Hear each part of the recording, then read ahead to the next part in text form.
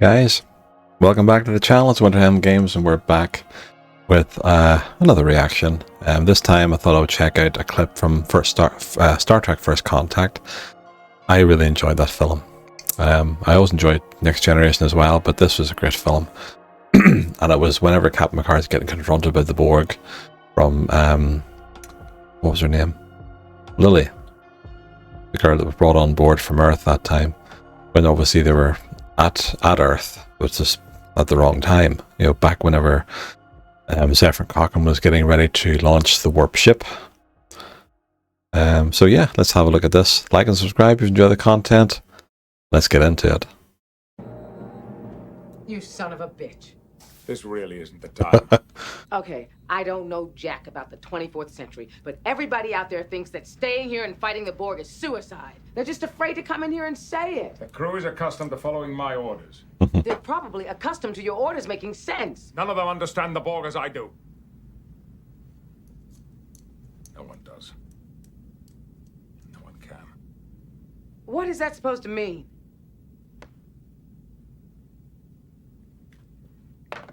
Six years ago, they assimilated me into their collective. I had their cybernetic devices implanted throughout my body. It was brilliant whenever it was good. I liked whenever at the start of DS9, if you haven't watched it, Jean-Luc was there talking to Captain Sisko and that there. And Sisko obviously didn't really, he obviously resented Jean-Luc, but that was because of Wolf 359, because obviously he was a Borg. And he lost his wife and his ship at 359. So yeah, there obviously was a resentment.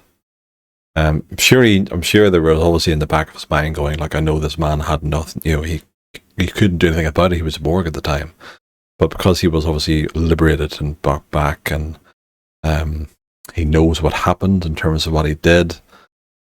Yeah, Jean-Luc feels bad about it too. He feels, you know, of course he does. But yeah, it was just a very good episode, I thought, whenever the two were kind of not at each other's throats, but, you know, with the way they were with each other, you know, I thought it was a very good episode. But it was a very good way, I thought, to kind of introduce Deep Space Nine, because you're used to Next Generation, that you have that play-off, really, between the captains. I was linked to the hive mind. Every trace of individuality erased. I was one of them. So you can imagine, my dear, I have a somewhat unique perspective on the Borg, and I know how to fight them. Now, if you will excuse me, I have work to do. I am such an idiot. It's so simple.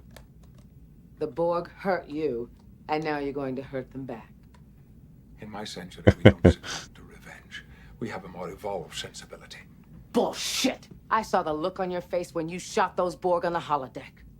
You were almost enjoying it.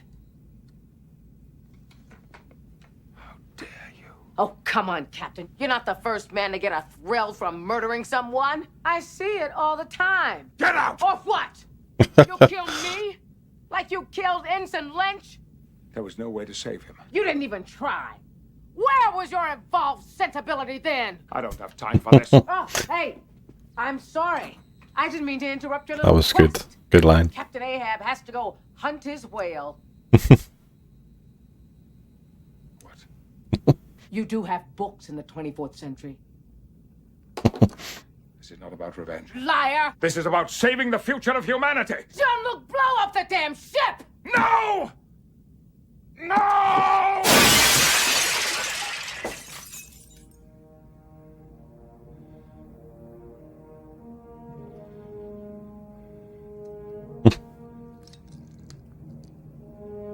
I will not sacrifice the Enterprise.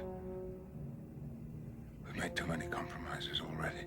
Too many retreats. And just, sorry for stopping, I just enjoyed the fact that you had the different models of every Enterprise. But one of them was broke there. Yeah. They invade our space, and we fall back.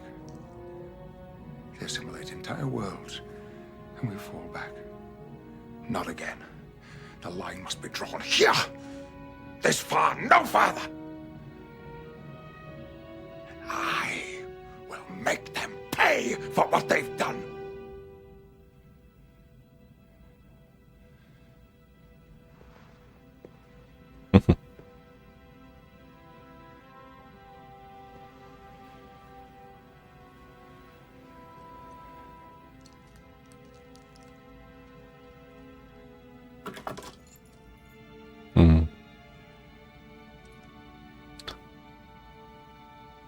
You broke your little ships.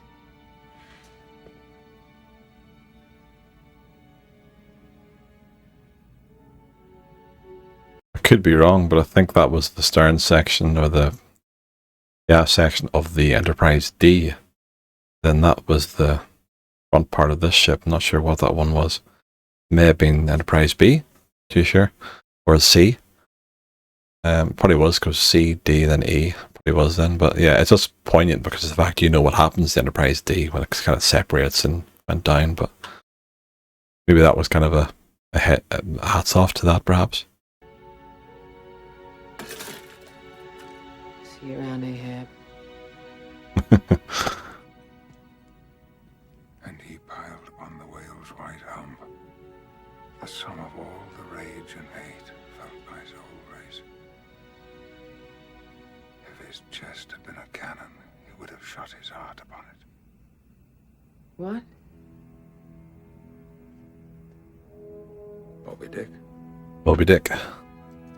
Actually, I never read it.